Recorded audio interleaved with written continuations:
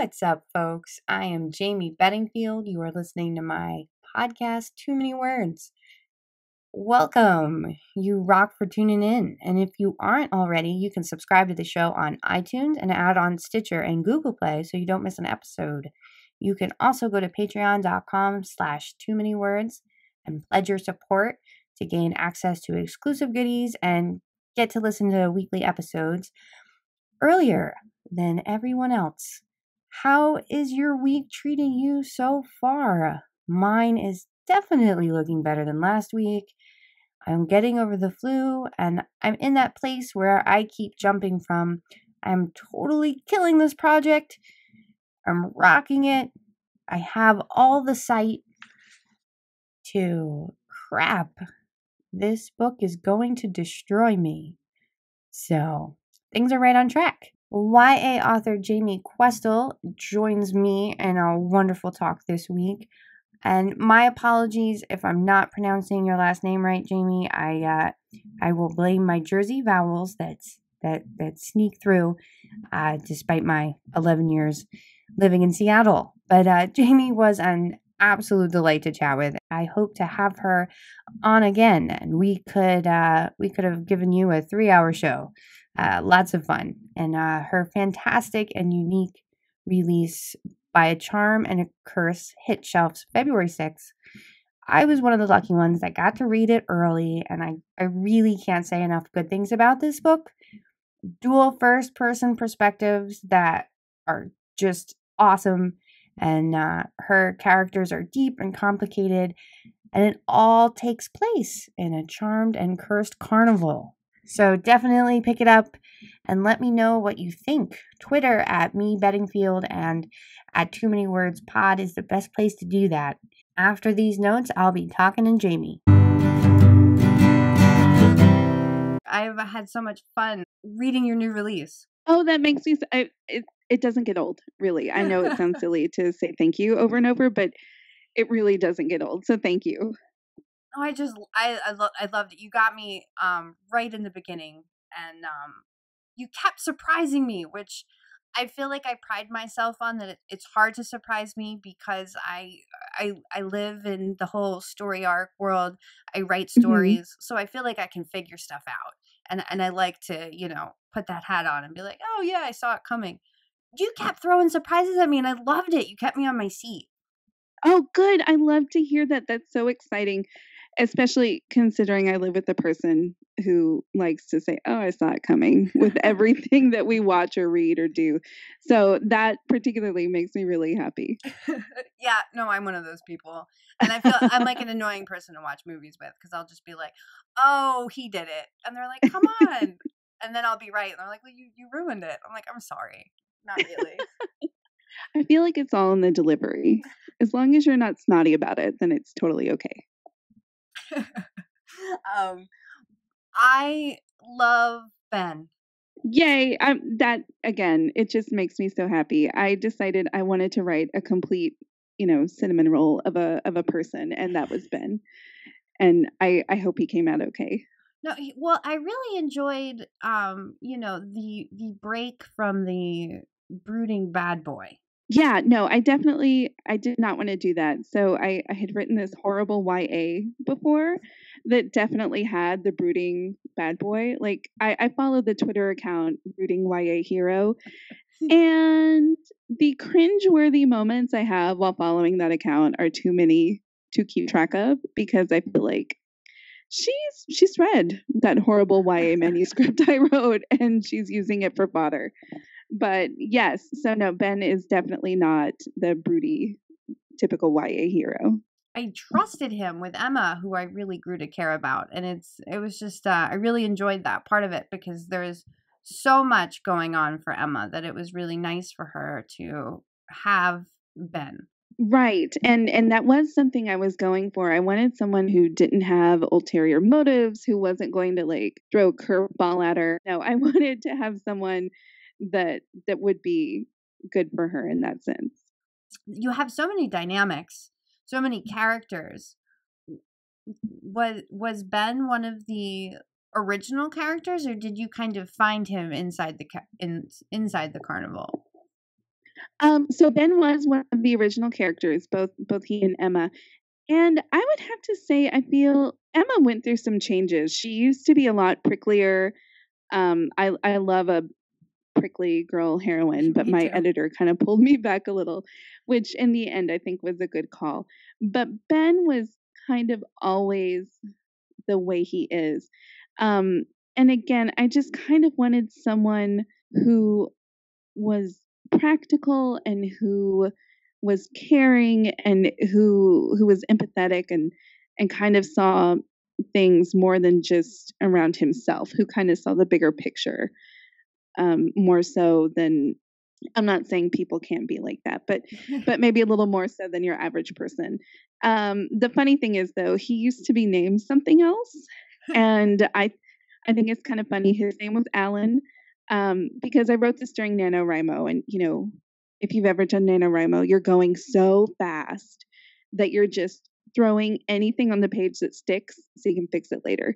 So I'm not great at naming things or people, and I needed a name for my male lead. And I thought, oh, I'm going to use my husband's middle name, which is Alan. And so why not his first name? I don't know, but his middle name. And then when my editor bought my book, she said, I just have one request. Can we please change his name from Alan? Because when I was growing up, my best friend's father's name was Alan, and it is the least sexy name to me, which kind of cracks me up. And then I also had to then break that news to my husband. Sorry, your middle name is the least sexy name my editor's ever heard. But yeah, so other than that name change, he's pretty much been the same. I am also terrible at naming everything. And like part of editing process is coming up with new names because it'll be like, that just doesn't work at all. Oh, see. Yes, no, I feel very close to you right now. And I actually, so right now I'm sort of finishing. I'm working on revisions of a book that I wrote in NaNoWriMo, not this last one, but the one before. Oh, okay. So yes, I am familiar with the mad rush that is Nano. Exactly. It's so good, but it's so crazy. Yeah, well, I really enjoy I enjoy the fire under, like, oh, stick to these words. Here's a crazy goal. Put your head down, and the community. But yeah, it's also in November, which is always a crazy month by itself. Definitely. Yeah, I really wish it was another month, but all of those things you said, I love that. And I'm not going to lie, I am very competitive with myself, and I really like that little word tracker that they have on their website so you can track your goal progress. I love that thing. I love that thing too. That's actually, being competitive and being stubborn are two qualities that are sometimes thought of as, negative qualities, but those qualities, as far as pursuing and building a writing career, I feel like those are just, they're so key. Oh, definitely. And I think too, being competitive, at least with yourself, I don't think it's good to be competitive with other writers because there are so many factors that go into having a writing career. You have to keep your head down and looking at your own paper. Yeah. But being competitive with yourself, I think is fantastic because then I at least think it helps keep that sense of, I'm no good at this, I'm never going to write anything else that's good ever again, kind of at bay. Because if you tell yourself you've got something better in you, it helps you keep going, and it helps, push back the doubt, which I think is great. So I totally agree. I think it's good to be, it's a good quality for a writer. So what led to and finding a story in a Cursed and Charmed Carnival? So it's kind of funny. I'm one of those people who likes to listen to a song over and over on repeat. And I had been listening to the Dresden Dolls Coin Operated Boy. And the weird thing now is when I go back and listen to it, I don't hear the line I thought I remembered being there. But I had this thought, this sort of like vision of a girl falling from a great height. And then that led to, well, where is she falling from? Does she survive? And what happens? And, how did she fall from this height? And so that kind of started things going. Like, it was just one of those things where I didn't let myself, question it. I was like, what's tall? A Ferris wheel. Okay, what happens? She lives. Okay, great. How does she live? Magic. And so it just kind of kept sort of snapping into place. And so that day I have yet to top it, but that was probably the most productive writing day I've ever had in my life. I wrote 5,000 words, and it was a short story, which is for the most part chapter 3. Not a lot has changed from chapter 3. And I showed it to my writing group because I was supposed to turn something in, and I hadn't worked on my novel. So I said, here, read this. And every single one of them said, this is the beginning of a novel. It's not a short story. So it was the end of October, and I said, okay, NaNoWriMo, here we go. And that's kind of how it happened. And it's just, I've always kind of loved that sort of carnival aesthetic, like the everything from the patterns to the colors and the lights, and so it was just really fun to pull that into a book and try to get as much of that on the page as possible. I bet. I mean, I remember we don't have that kind of thing so much here in Seattle, but I grew up in northern New Jersey, and in the warmer months there would be this carnival that would come and kind of just go from neighborhood to neighborhood. Oh, that's awesome. And yeah, no, it was like a huge highlight, especially when I was a teenager. Me and my friends would, hit it up in our town one weekend and then go to 2 towns over, hit it up after.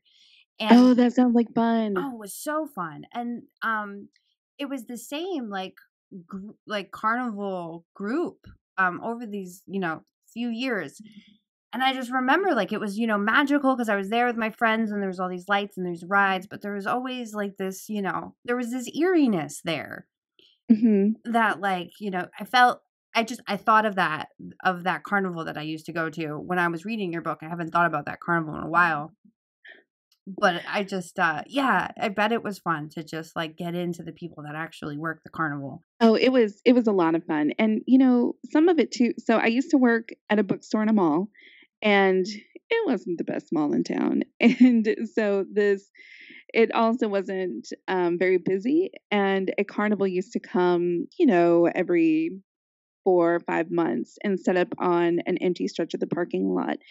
And I'm not going to lie, this might be stupid, but one of my favorite parts about working in a mall was learning that there are all these like interconnected hallways behind the stores that you can kind of sneak around in. And so I kind of remember, you would have to use those hallways to like take out the trash and stuff like that. And I remember like seeing some of the carnival workers sort of hanging around the back entrance where our secret hallways let out. And just something about that, kind of strange camaraderie where, sure, hiding out by the dumpster at this semi-abandoned mall seems like a good idea to get away from the carnival. It was just like, that must be something you feel like when you're traveling with the carnival all the time, and just to get away from the lights and the smells and everything. So I tried to bring in a little bit of that too in the book. So it was like I was trying to get a whole picture. No, you totally did. That's funny that you mentioned about the hallways in the mall. I didn't just work one mall job. I would hop from store to store. But yeah, those hallways in the back always felt ripe for stories for me. Definitely, especially the mall I used to work in, it had a big department store that closed down. And but you could still get into like their backstage area. No way. The crazy shenanigans. I really feel like that is you're right. It's a great setting for a novel. I can just see like an 80s, which would be historical, which is frightening, young adult novel kind of set in a mall, and shenanigans, like some kind of Scooby-Doo mystery. Yeah. Or something like that. Totally. Like Mallrats meets like Stranger Things. I would read the hell out of that. Me too. That would be awesome. And totally, by the way, I wanted to mention this when you said it. I am the person that listens to a song over and over and over again. And I use music a lot for my writing. So like if I'm working on this one scene or this, one section of the book, I will have the same 1 or 2 songs over again while I'm cooking dinner, while I'm cleaning, while I'm driving my kids to school, and I make everybody crazy. Yes, I have done that. And my husband, thankfully, is a very patient person. And yeah, I mean, I did that when I was working on Charm. I listened to two bands. I listened to Kitten while I was working on Emma, and I listened to the Rubens while I was working on Ben. And I mean, I wrote that novel in 2012 and edited it, off and on up until last year. And I can only just now kind of listen to that music again without going a little crazy. Yes, totally. No, there's a couple of Taylor Swift songs on the 1989 album that I used for an end of a story. And yeah, I can't listen to those yet. Yeah. For a completely different project, but there's an Interpol song, probably the whole Interpol album. I'm pretty sure my husband would go banana balls if he ever heard it again. So I try not to play it when he's around. Yeah. No, I'm currently running Radiohead just into the ground. But it's working. And if it works, you got to do it. Yes. That's how I feel about it. Well, it's so interesting. It's like at least for me, like there's emotions that like I'll get a certain feeling, and it happens a lot with music, and I'm able to like, you can almost like bottle that up and like use it. And I don't know, it's pretty cool. It kind of feels like a superpower. Oh, I completely agree. Completely. There's and I feel like I'm the kind of person who something has to be just right to get those kinds of emotions out of me. So there's maybe like a handful of songs that could actually really make me feel sad, almost to the point of crying. And so I did save one of those for a part of Charm with Sydney. I was listening to My Chemical Romance, Fake Your Death. Oh, that song gives me all of the feels. I love that song. I want to reread that section while listening to that song. That song gets me too. Oh my God, that song is fantastic. I'm still sad that they broke up. Me too. That was one of I had a couple of bands that like I would try and go see them in concert as much as possible. And My Chemical Romance was one of them. New Found Glory was another one. Oh yeah, My Chemical Romance is great. I mean, I even went to go see them once when I was pregnant, which was also weird because at that point in time I felt like I'm older than most of the audience, but younger than all of the chaperones. So that was an interesting one. But yeah, no, they're so good. So from one Jamie to another without the typical spelling, how often do you have to get like, I feel like I spend so much time getting the spelling of my name right. I was going to commiserate with that with you because it's all the time and it's so frustrating. And what's worse is, growing up in Texas, and my maiden name is Ortiz. So the first day of school, without fail, I would get called Jaime, or people would look for a boy, which was very frustrating. Mm-hmm. And then once I was at the grocery store and I saw a girl who had her name spelled Jamie. And I was like, oh, your name. Everybody spells my name like your name. Mm-hmm. And so she's like, really? Because everyone spells my name like yours. So we had a nice moment of solidarity, which I'm sure there needs to be a Jamie club. There really does. And then it's funny too, because yeah, I've met multiple Jamies with multiple spellings, even one with my spelling. Everybody, doesn't matter what the spelling is. They're like, yeah, nobody gets it right. Yeah, I mean, in a way, I'm kind of thankful for Game of Thrones and Jamie Lannister because it kind of brought my way around a little bit. And before I'd even read the books and way before the show had come out, I found someone had made a T-shirt that said Team Jamie, and I didn't really know much about him. I kind of knew he was a little douchey, and so I was like, you know what? I don't care because it's got my name spelled right, and so I bought one. I respect that decision because, like, yeah, as like growing up, there's all these like cute things that you can get with your name on it. It's like I could never get any of those because no one had those. None of those. Very frustrating. Growing up, I just wanted pencils with my name on them, and never. I remember there was like, I don't know, it's stuck in my head. There was like these personalized mirrors. And I was like, yeah, I was looking for my name. And yeah, there was a Jamie, but it was the Jamie. Yeah. Yeah, that's the one that always made it. I always felt jealous of those Jamies. Well, I remember asking my parents why they went with the spelling. And my response was they didn't want anybody to think that they were naming me after Jamie Lee Curtis. Really? That's so funny because my middle name is Lee, which the Lee is a family name. And I was born in the 80s. So I So kind was of I. feel like I used to jokingly say, oh, yeah, no, they definitely named me after her. What are you talking about? That's funny. Yeah, no, yeah, I was born in the 80s too, 87. And I've my middle name is Meredith for the same reason. And actually, they got the inspiration from Jamie for I think it was like the Bionic Woman, which was like this old television Yeah, show. She was like Jamie Summers. I think that's right. That's a good one, though. That's yeah. a fun one. So, how was writing the dual perspectives? It was really fun because it almost felt like cheating. It was the first time I'd ever done this. And I feel like, sometimes when you're writing from one perspective, you feel like you come up against roadblocks where there's information that you need to get to the reader, but you also know that your character wouldn't know that information. So it's a struggle to figure out how to deliver that. But dual POVs, it felt like, the Legend of Zelda leveling up noise. It felt like, dude, you cracked onto something here. So I was super excited to do that. At one point, again, kind of in the middle of Nano when you're really frantic and desperate and you've got way too much coffee in your system than any one person should have, I was like, I'm also going to write POV chapters from the perspective of Audrey and Sydney, and I'm a genius. And then my crit partners were like, why don't you just keep going? Just keep going and see what happens. And of course, that never materialized, and that would have been just crazy. I can't even imagine what that would look like. So shame on you, coffee, that middle of the month coffee slump.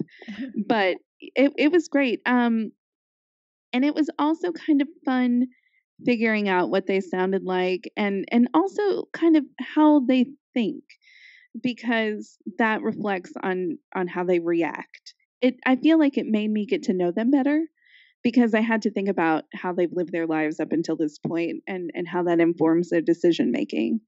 So if anything, I almost even feel like even if your novel is just from one point of view, sometimes if you're stuck, it wouldn't hurt to, come at a scene from someone else's POV and see if that helps you unlock something. Because I do feel like that happened. Like if I got stuck, I'm like, okay, well, let's switch POVs and see what Ben has to say about this. And I feel like it worked. I realized it wouldn't work for everyone, but I was pretty happy with it. That's awesome. Well, no, point of view is just it totally unlocks. I wrote a full 100,000 words in one POV and decided, oh, this I can't get my story across the way I wanted this way. And then I started writing in another character's POV and everything just unlocked. It's crazy. I mean, I feel like sometimes stories just want to be told how they want to be told. Right? And it's like, you have to like tap into like this almost like the subconscious plane. Like you have to be open to get the actual idea. I don't know if I'm articulating that right, but No, I think so. And it's yes. And I feel like it's one of those things where you also have to be open to sort of disconnecting yourself. You have to take yourself out of the equation. I feel like, especially when you're writing from first person point of view, it can't be how you would react. It has to be how this character would react. And like on a slightly tangential note, I also just have to say Emma complains a lot about Oklahoma. Those are not my feelings on Oklahoma. I'm very sorry to everyone from Oklahoma. Your state is very pretty. I just had to get across how upset she was with her situation. And that felt like a good way to do it, especially because she was coming from a bigger city to this smaller town. I feel like I need to shout that from the rooftops. I don't hate you, Oklahoma. So yeah, it's a struggle sometimes. It really can be. And I think that one thing that I've been working on is knowing when I need to do something else. Mm-hmm. I have And this. it's hard. It's so hard to walk away from the notebook or the computer, especially when I feel like, that feeling where you're like, I know the story, I know what happens next, but you're just not able to find it. Oh yeah. And it's so frustrating. And what works for me is I'm a plotter. I have to plot. And I usually, if I get stuck, it sounds counterintuitive, but I'll sort of micro plot. And it's something meatier than an outline, but it's lacking, like metaphor and feeling and dialogue. And for some reason that gets me unstuck. But it's yeah, I do find you have to shake something up. You have to stop what you're doing and try something else. If it's like writing longhand after typing, or plotting after you've been just drafting, and just do something else, because I think brains get tired. Yeah, totally. Or sometimes take a bubble bath while blasting Lindsey Sterling. Oh heck yeah. No, well, and it's like sometimes in those moments when you can't quite see or you're not feeling it, walking away is the best thing to do, but it's so hard for me to accept that sometimes not doing is doing.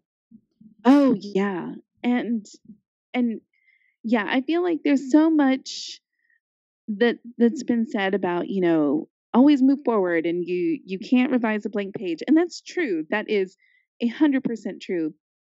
But there's also something to be said about, like you said, stepping away, refilling your creative well, finding something about the project that gets you excited again. And sometimes that's just as productive as trying to force yourself to go through it. Mm-hmm. So yeah, I 100% agree. Well, and sometimes too, like, I don't know, like when I'll be like, no, I'm sitting down and I'm ripping through this scene, but like what you said, you can't edit what isn't written. I'm like, oh, I'm writing this chapter regardless of of anything, and it's like, well, that's a lot of work I just made for myself. Have fun no, that's editing true. that. And and sometimes it doesn't work, and sometimes you go in the wrong direction. Well, and that's so much of the thing too, though, is like, right, process almost feels like it's different every day. Oh yeah, I totally agree. And I mean, I'm not saying to like use it as an excuse to procrastinate, but sometimes, so the book I'm writing now, um at least one of the characters, she does tarot. And so I was like, you know what? It's been easily 10 years since I've done tarot. And so I took what was supposed to be a writing session to kind of inform that. And I realized that sounds like procrastination. But I mean, specifically with figuring, relearning how to do tarot, there's so much that goes into it. And again, it's kind of like one of those things that informs your decision making process. Sometimes you do have to follow a tangent. I think the trick is to sort of rope yourself back in and get back on the right path, and not let that tangent, take you all the way through the woods into grandmother's house. Yes, but but like that's what makes it tricky though, because sometimes you want to go to grandmother's house. I know. There are comfortable couches there. Just watch out for the wolves. Exactly. Watch out for the wolves. So Emma's Voice was definitely their first. Like I said earlier, it was just a short story that was, right, like I said, mostly chapter 3. Not too much has changed. That's cool. Yeah, it's kind of funny. I mean, chapter 3 now and my short story are really close. They're not terribly far off. But then when they told my critique partners, when they told me I needed to expand on this and make it a novel, I feel like, I mean, it's been so long, it's hard to remember, but I feel like Ben came into things pretty early on. If I'm remembering correctly, I had read Melissa Marr's Wicked Lovely series not too long before that. I love And I those. was seriously impressed with the way she's able to do so many points of view. I mean, I can't even remember off the top of my head how many there are. And I thought, well, you're trying something new, because I'd worked on the horrible YA before that for several years.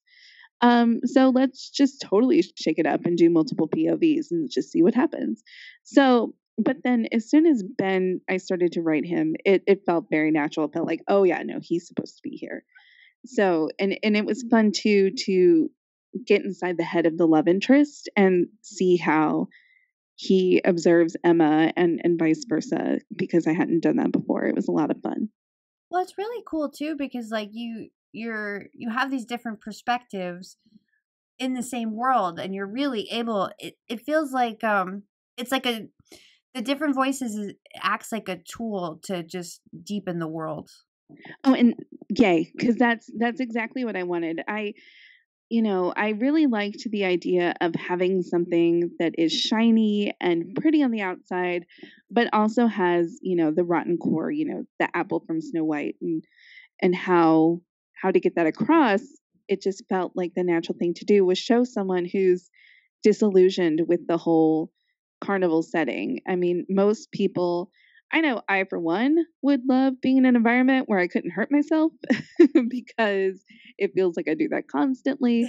So, I mean, I thought at least it would be really interesting to see how someone who could be bored with having something that a lot of people would consider a boon, and to someone who was tired of traveling, which so many people, would love to get to see the entire, country, but he's sick of it.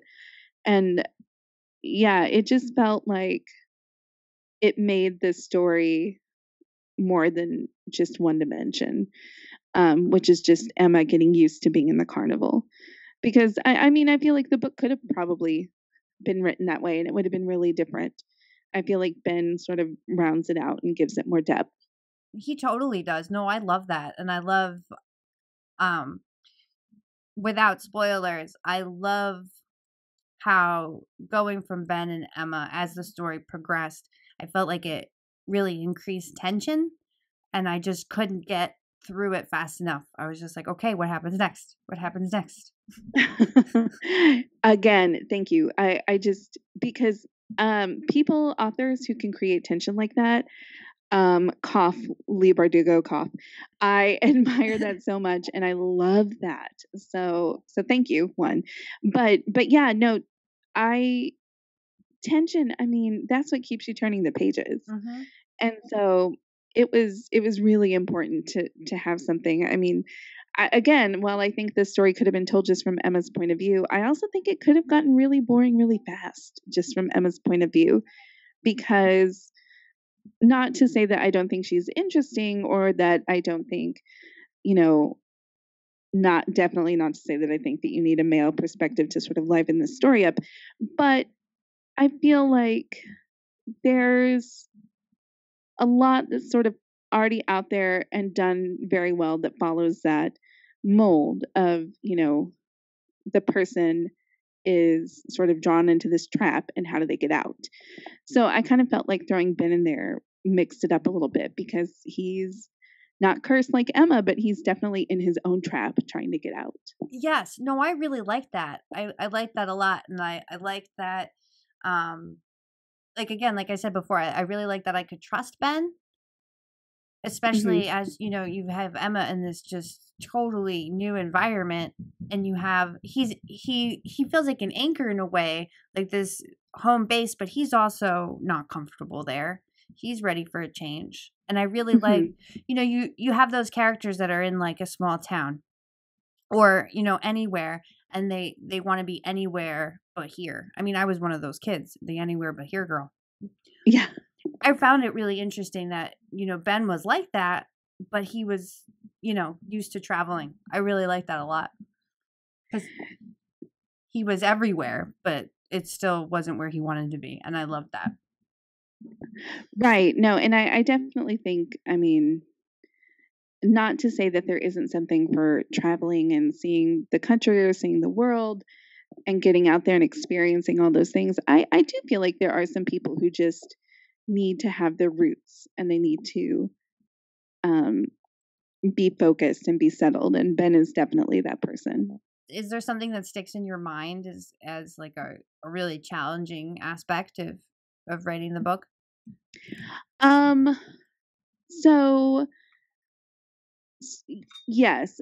So when I was kind of thinking of the mechanics of the curse, it was kind of a warped version of the curse in Beauty and the Beast. The big difference being that the other carnival employees and performers, they aren't cursed alongside Emma. They actually benefit from it.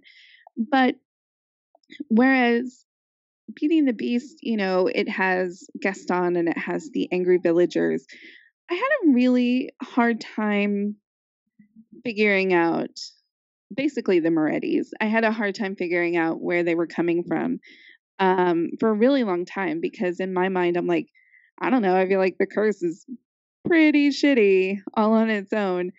And I'd want to get rid of that. But then it did sort of evolve naturally. Well, it's like, well, if these people are benefiting, of course there's going to be someone who wants to keep the status quo.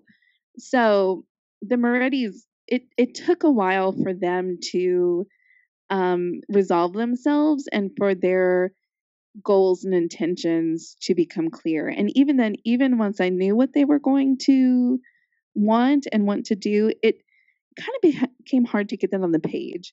That was something that required a lot of tweaking, which was frustrating. It is frustrating. And it's that feeling like what it is, but you don't yet. Exactly. Yes, I had a lot of that with them. Well, that being said, the Morettis, I loved that. Yeah, they were ultimately, as much as I complain about them, it was kind of fun to write them because it felt like there's always one of them slinking around up to no good. So it was kind of fun to write people who were just, nope, yep. I'm a jerk. Yeah, no, it can totally be fun.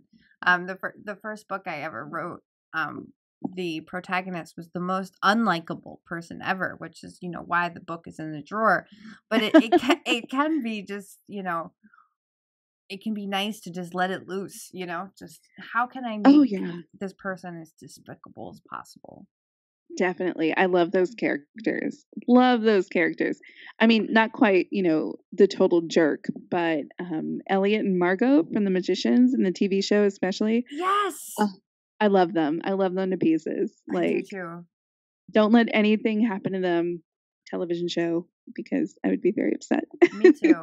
No, I love them as well. Penny is another one. Who's like, God, Penny. Yeah, no, especially from the book to the show. I love Penny so much more now. Like, the show made him, like, he doesn't look like I expected. He's so much more well-rounded. Penny is great. No, totally. I didn't like Penny at all in the book. Not at all. In the show, he's one of my favorite characters. Exactly. I mean, sorry, Quentin. Sorry, Alice. It's definitely Margot and Elliot in the lead, with Penny being a close second. I actually don't really like Quentin in the show. I'm not going to lie. For a really long time, I was just like, Quentin, whatever. But there was the episode in the second season where he found Alice's, what are they calling it? Shade? Oh, yes. And that broke my heart. He broke my heart. I was like, okay, fine. You're somewhat likable. But even then, I mean, he can't hold the candle to Elliot and Margot in my mind. Well, also, too, and I mean, Dawson's Creek was one of my favorite shows when it was new. Mm-hmm. I would not take calls when that was on. I never missed an episode. This was back before we could just record and on demand everything. I was there. It was important to catch it then. Yeah. And I loved that show so much. Dawson was my least favorite character of Dawson's Creek, but he still was important to me. Mm-hmm. Quentin in the show feels he reminds me of Dawson a lot in his reactions to things. I can see that. And it's just, I don't know, I have trouble getting over it.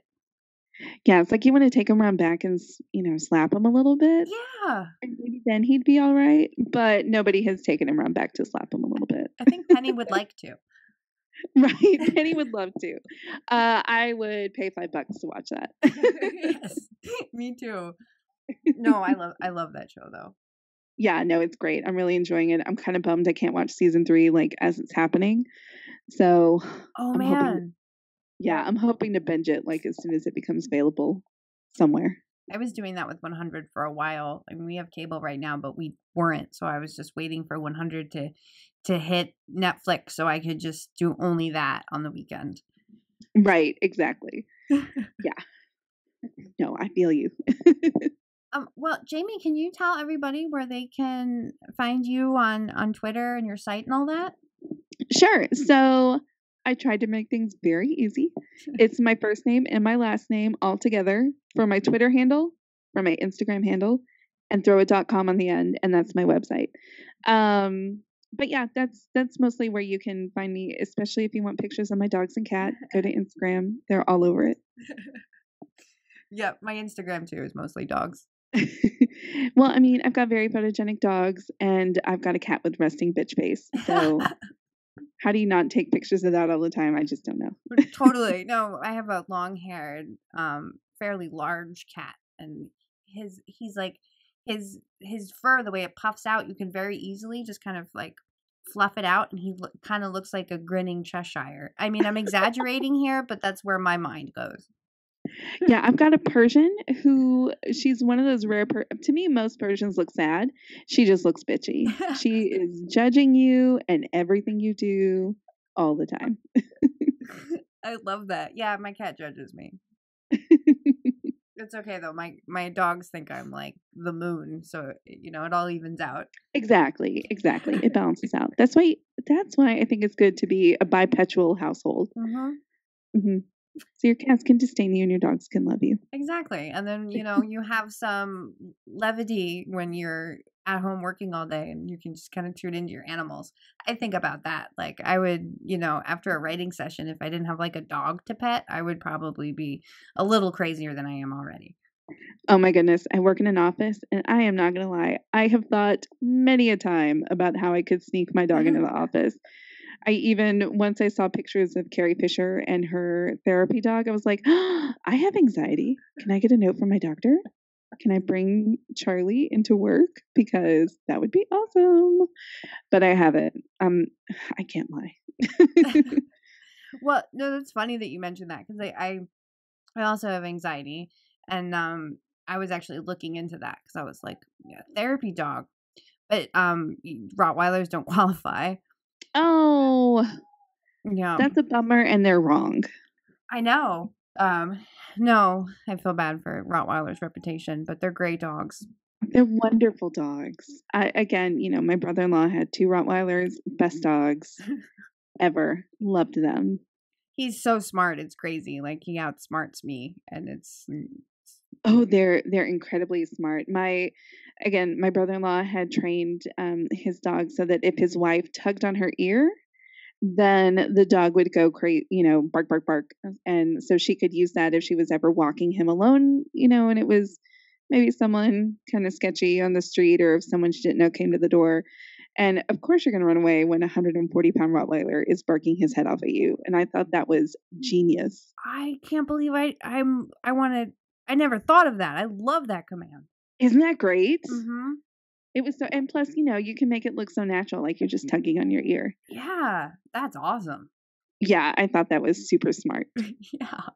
No, well, it's funny because like when I was working with him when he was a puppy, he was 9 months old and 80 pounds, Right. and his reaction to large trucks was to chase it. So what I would do is I would take him to the busiest corner I could find with a whole bunch of treats and just teach him just watch so he didn't pull me into the traffic. Oh, that's smart. And then that just watch command became like, you're just going to watch, you're not going to react. But it's funny because I didn't realize that it was a command that accidentally would scare people because I would be like, just watch, meaning don't engage. And somebody was just like, instead of what? And I was like, oh no. And I like told the stranger like this whole story about like how the command became. But then it was, yeah, just watch sometimes makes people nervous because it's like, instead of what? It's like, no, he's a teddy bear and he likes his butt scratched. Oh my God, that's very smart and also hilarious. I'm sorry. Well, Jamie, thank you so much for coming on the show. This was so much fun. It was so much fun. Thank you for having me. I realize I might sound a little my voice went weird there, but I had so much fun doing this. That's awesome. Me too. And I'm fighting a cold, so my voice is doing all sorts of things. I'm just happy that I didn't sneeze in the microphone.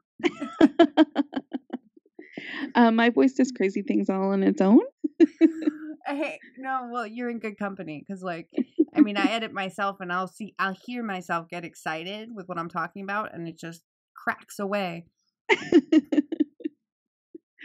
I know, it's like I'm a grown up. I thought this wasn't supposed to happen. Right? I know. I don't know if you watch Portlandia at all. Oh, I've seen some of it, but not all of it. Well, there's one character who has this, like, his voice cracks when he talks and when he asks questions, which happens to me all the time. My husband always pokes fun. He's like, "You're totally that character." And it's like, thank you, honey, for understanding me. Yep. That wraps it up for this week. Thanks for tuning in. Follow the show on Twitter at Too Many Words Pod. Follow me on Twitter at Me Bedingfield. Find both of us under the same name at Facebook and go to Instagram to see pictures of my dogs and books I'm reading at Jamie the Scribbler. For more about me, the show, and my words, go to tmwpod.com. And also hop over to patreon.com/too-many-words and pledge your support and keep me in tea and journals and delight. I'll talk to you next week with New York Times bestselling author Monica Murphy. Have a good day. Have a good night. Be kind. Read awesome words. Over and out.